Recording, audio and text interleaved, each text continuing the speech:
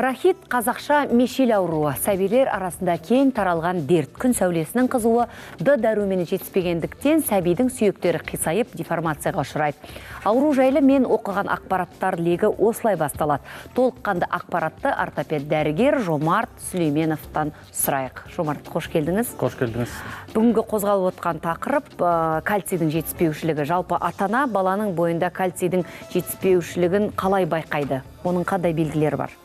Бала өсуші организм болғандықтан көптеген дәрумендер ағзаға өте қажет. Сондықтан дүниеге келгеннен бастап балаға ең қажетті дәрумендердің ананың сүтімен баратын. Бұл кальций, фосфор және Д дәрумені. Егер де жүктілік кезінде көптеген ауруларға анасы ұшыраса, және де ауа райының қолайлы жағдайлар болатын болса, әлеуметтік жағдай нашар болатын болса, егіз балалар болатын болса, шала туған бала болатын болса, ол балалардың ағзасында міндетті түрде дәрумендердің жетіспеушілік болады. Оны алғашқы белгілерін кезінде 1121 жылы Римнің ғалымы Соран Эфесский мен Галин ғалымдар анықтап шыққан. Бұл осы дәрумендердің жетіспеушілігі салдарынан болатын организмдегі көптеген сүйек, қаңқа құрылыстарының деформацияларына алып келеді.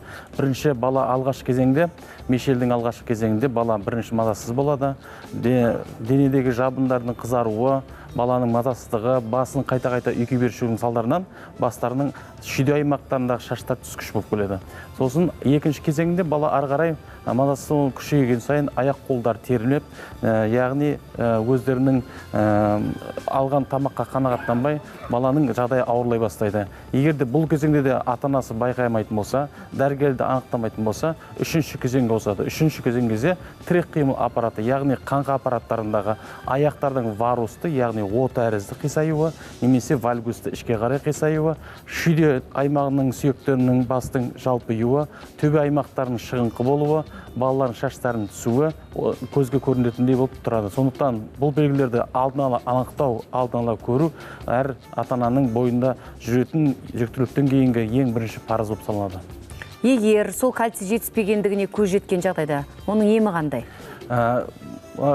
Экранға қарайтын болсақ, бұл кальций дәрумені, фосфор дәрумені және Д дәрумендерін, мынау кальций және фосфор метаболизм, биохимиялық, генетикалық және клиникалық белгілерін біз анықтап аспектілерін қарайық. Кальций дәрумені таралуы және ағзада қандай қызмет атқарады. Кальций дәрумені ең бірінші қанның ұюына үлкен әсер етеді. К дәруменге тәуелді протеин түзеді. Екінші, жасушашілік тасымалдау.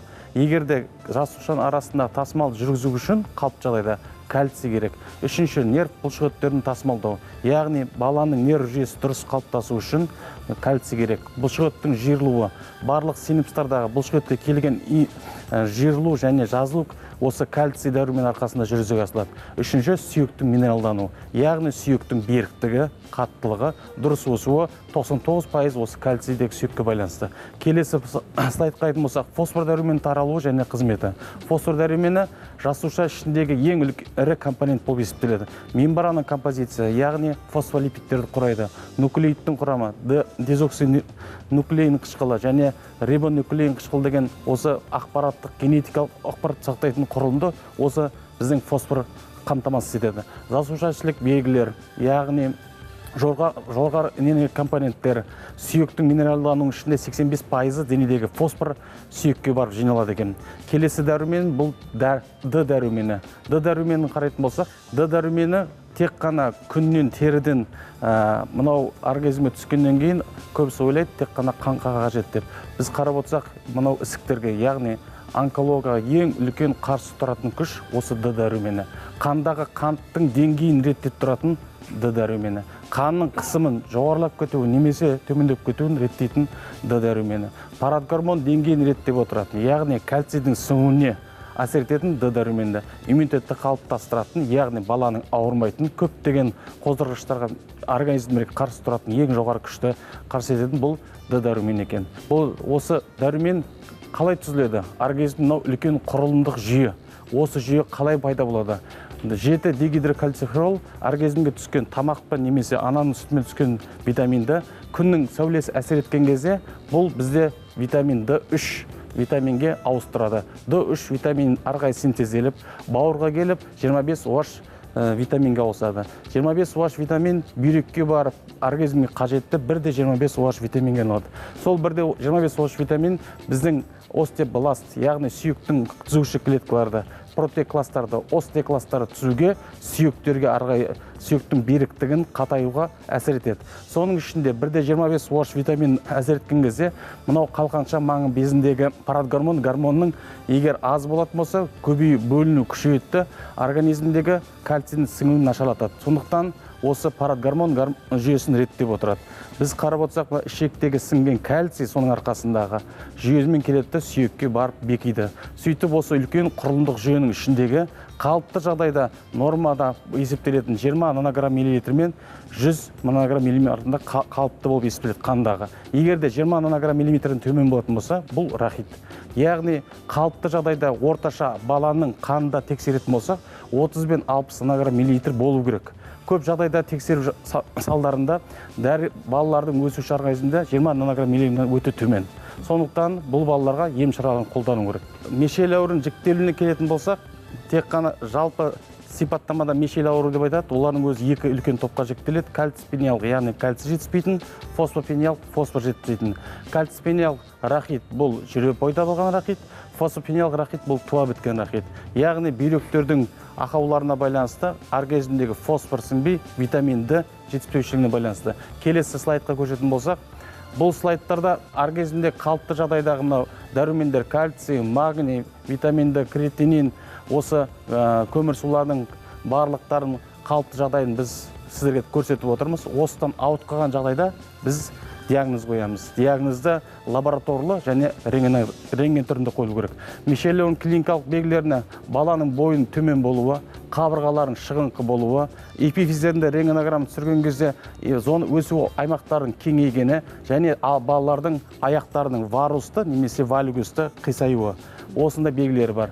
6 жастағы қыз бала қарап отырсаңыздар, аяқтардың ауыр варусты деформациясы, о тәрізді сүйек жасы осы 6 жаста болса да 2 жасқа сәйкес. Рентген зерттеу әдісінде көрсеткіштер міндетті түрде биохимиялық қан анализінде кальций қалыпты болғанмен, фосфор 2 есе төмен. Бұл анализдердің екіге байланысты, жіктелуіне байланысты кальципениялық пен фосфопениялық анализдерінде кальций мен, фосфор мен, сілтілі фосфатазы мен, парадгормон мен жағы қандағы және зәрдегі арасындағы байланысты қарап отырып біз жіктейміз. Келесі слайд. Қалыпты жағдайда осы дәрумендердің жетіспеушілігі, тағамда кальций жетіспесе, кальций жетіспеушілік мешел деп аталады. Егер күннің көзімен Д дәрумен жетіспесе, Д дәрумен жетіспеушілік мешел деп аталады. Сіңіру бұзылып болса, яғни малабсорбция, асқазандағы тамақты қорыта алмайтын, тамақты сіңіре алмайтын болса, бұл екіншілік рахит есептеледі. Тәулігіне қолданылуға ұсынылатын кальций мөлшері 12 айға дейін 250, 1 жастан 3 жасқа дейін 500, 4 жастан 8 жасқа дейін 800, 9 жастан 18 1300 миллиграмм болу керек. Д дәрумен қажеттілікті тәулікте егерде 15 нанограмм миллиграммнан төмен болатын болса, 1 айға дейін балаларға 1000 халықтық бірлік единицасын берілу керек. Егер 1 айдан 1 жасқа дейін төмен болатын болса, 1000-нан 2000 арасында берілу керек. 1 жастан үлкен болатын болса, яғни үлкен дозировка, бұл үлкен мөлшерде 2000-нан аса беруіміз керек. Қанша уақыт беруіміз керек? 6 апта беруіміз керек. 6 аптадан кейін міндетті түрде біз күнделікті беретін мөлшерлерге түсіремізді арға жалғастырамыз. Д дәрумен деңгейіне қарап отырып, біз 1,5 ай бергеннен кейін 1 ай демалдырамыз, УЗИге бүйректі түсіреміз және де баланың жағдайын қарап отырамыз. Дәрежесіне байланысты осы халықтық бірліктерге байланысты дұрыс есептеліп дәрі берілуі өте үлкен маңызды. Өйткені мөлшерлемесін дұрыс бермейтін болса, рахит ауруы емделмейді. Организмдегі үлкен құрылыстарда схема түрінде көрсеткеннен кейін міндетті түрде ең үлкен маңызды нәрсе қан анализіндегі кальций, витамин D және фосфордың деңгейіне байланысты дұрыс мөлшерін таңдау. Дұрыс мөлшерін таңдағанда біздің дәрумендеріміздің әсері өте тез болады. Қарапайым күнде бізде көп қолданатын тағамдарымыз бұл кальций, сүт, құрамында болатын ірімшік, құрт, айран, саумал, қымыз. Осылардың құрамында өсіп келе жатқан организм өте қажетті биологиялық қор бар. Осы қорларды жиі баланың мәзіріне қосу керек, соны қолдану керек. Сүтпен қоса балық тағамдары, жұмыртқа, картоп, брокколи, дән дақылдар, қаражидек, сыр немесе сондай жақсы тағамдарды байытып, қорларын ауыстырып отырса, бала организмге қажетті дәруменді өзіне сіңіре алады. Міндетті түрде тек қана дәрумен емес, балаға жаттығулар қажет. Секіріп ойнау жаттығулары сүйектің өсу зоналарын тітіркендіріп, баланың сүйектегі кальций құрамы соған барып, бала дұрыс өсе бастайды. Резистентті жаттығулар, яғни бұлшықеттер тарту және кері немесе көтеру жалықтар, жеңіл гантелер, резинкамен тартып ойнау, сол сияқты жаттығулар сүйектердің күшін күшейтеді. Аэробика жаттығуларда барлық сүйек қаңқаларына кальцийдің баруына үлкен көмектеседі. Келесі слайд. Қарап отырсаңыздар, рентгенограммада варусты деформация, ортан жіліктердің бұл Д дәруменімен емдеуге дейін, және 6 айдан кейін емдегеннен кейін ешқандай операциясыз көмегінсіз витамин дәрумен дұрыс мөлшерін таңдау арқылы емдеудің нәтижесі өте сәтті. Балалар өздерін жақсы сезінеді, омыртқасы түзеледі, аяқтар қисыған орны қалпына келеді. Сондықтан баланың жағдайы ешқандай да ота жасамай-ақ қалпына келтіруге мүмкіндіктеріміз бар. Бүгінгі қозғалған тақырыпқа толыққанды нақты ақпарат алдық. Сіз біздің тұрақты сарапшымызсыз, алғысымыз шексіз. Еңбекте табысты, жемісті болыңыз. Ары қарай бағдарламамызды жалғастырайық.